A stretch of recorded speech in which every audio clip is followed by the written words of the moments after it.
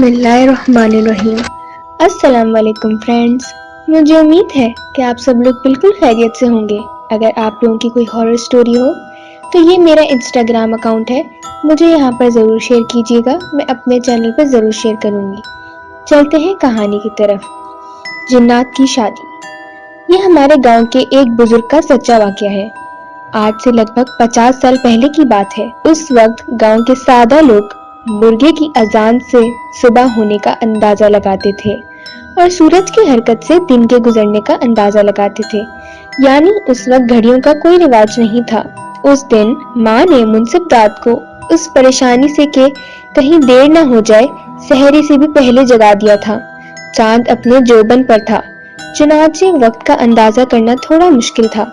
منصف داد بہادر آدمی تھا، رات ہو یا دن، دور ہو یا نزدیک، سفر کرنے سے نہیں گھبراتا تھا۔ 4 بہنوں کا اکلوتا بھائی عمر کے 25ویں سال میں قدم رکھ چکا تھا، مگر دیکھنے میں اپنی عمر سے بڑا دکھتا تھا۔ بلا کا پھرتیلا اور نڈر، اور جس کے پیچھے ماں اور بہنوں کی دعائیں ہوں، اسے کیا فکر۔ سو وہ بھی اللہ کا نام لے کر منڈی کی طرف چل پڑا۔ منڈی اس کے گاؤں سے کافی دور تھی اور اسے یہ سفر اپنے بیل کو لیے پیدل طے کرنا تھا۔ سو وہ چل پڑا۔ او چل یار جلدی چل، وہ بیل کو ہانکتے ہوئے جا رہا تھا۔ گرمیوں کا موسم اور جولائی کا مہینہ، مگر گھر سے باہر کھلی فضا میں آتے ہی منصف داد کی طبیعت کھل سی گئی تھی۔ ہر طرف خنک ہواؤں نے اس کی سستی دور کر دی اور وہ گنگناتے ہوئے چلنے لگا۔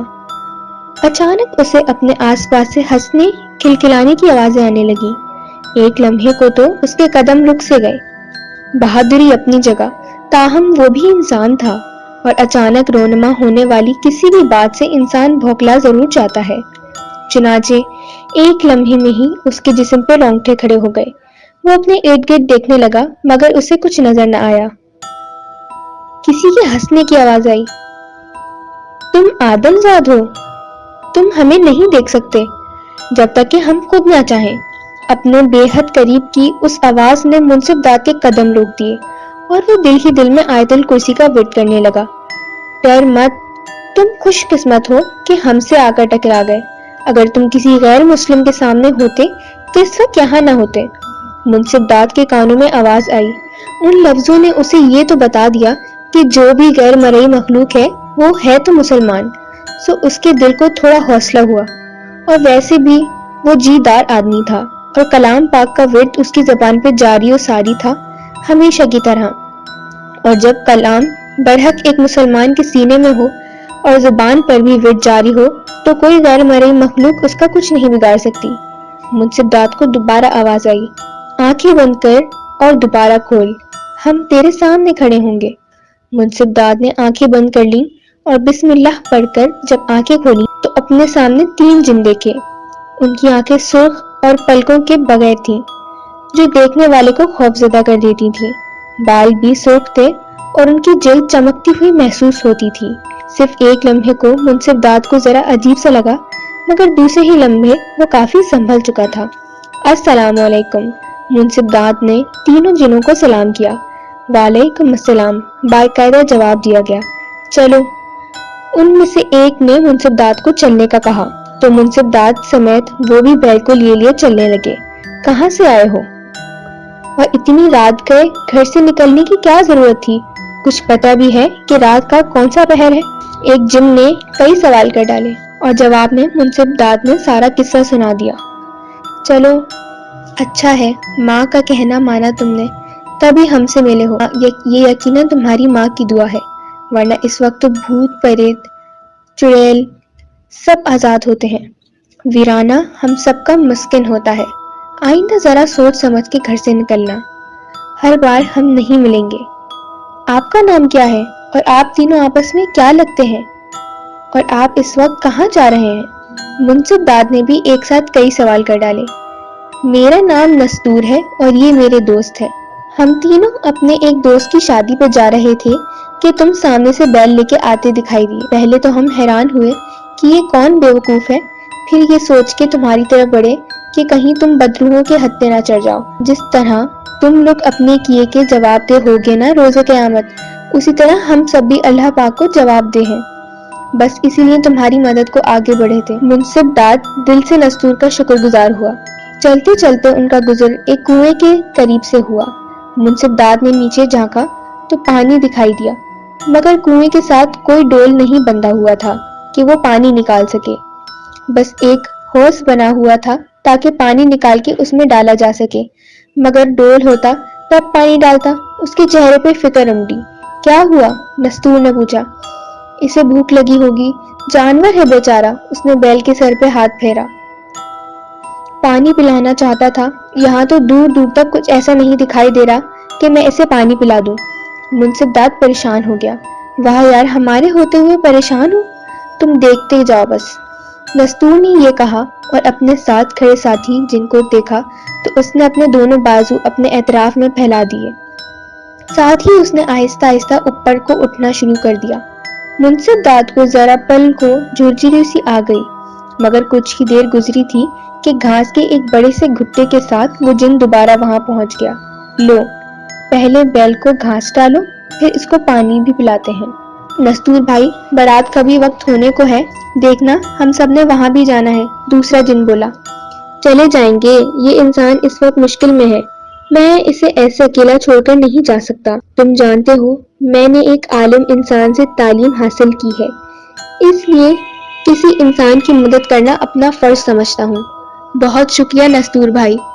मुंसिफ दाद ने नस्तूर की बात सुनी तो दिल से उसका शुक्रगुजार हुआ। चलो बैल को कुएं के नजदीक लाओ। मुंसिफ दाद बैल को करीब लाया। अचानक कुएं में डोल के गिरने की आवाज आई, जैसे डोल कुएं के किनारों से लग रहा हो।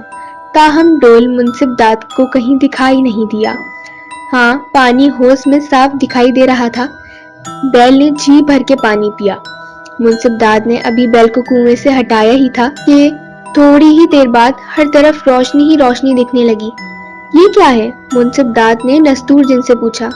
हमारे दोस्त की बारात है, तुम एक तरफ को हो जाओ। हमारी बिरादरी में सब एक जैसे नहीं होते, कोई तुम्हें नुकसान भी पहुंचा सकता है। मुंसिफ दाद करीब ही एक उगी हुई झाड़ी के पीछे जा छुपा। हर तरफ हंसने की आवाजें थी। मुंसिफ दाद को सिर्फ रोशनी नजर आ रही थी और रोशनी बरदार नहीं नजर आ रहे थे। वो कुछ गा भी रहे थे, लेकिन उनकी बोली समझ नहीं आ रही थी। जिस साज पर वो गा रहे थे उसका रिदम बहुत मन मोह लेने वाला था। ऐसा सुर ताल कहीं नहीं सुना था।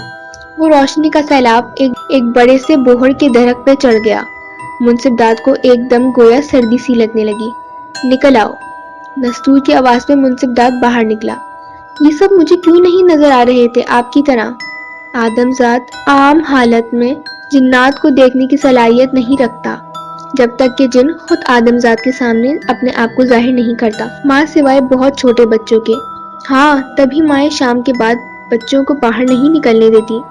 मुंसिफ दाद ने नस्तूर की बात की तस्दीक की। हाँ, यही बात है। वो चलते जा रहे थे, तुमने जो रास्ता इख्तियार कर लिया था वो असल राह से हटके था। शुक्र करो कि हम मिल गए तुम्हें और तुम्हारा रास्ता भी कम हो गया। नस्तूर बता रहा था और मुंसिफ दाद अंदाजा कर रहा था कि वो सही कह रहा है, क्योंकि अनजाने में वो असल से हट गया था, तभी तो वो उन जिनों के सामने आ गया था। अब तुम जाओ, ये वक्त हम जिन्नात का वापस अपने अपने मुस्किन में जाने का है। अभी थोड़ी देर में आज़ानें शुरू हो जाएंगी। अब तुम्हें कोई डर नहीं। हमें शादी में भी शिरकत करनी है, पहले ही तुम्हारी वजह से हमें बहुत देर हो गई है।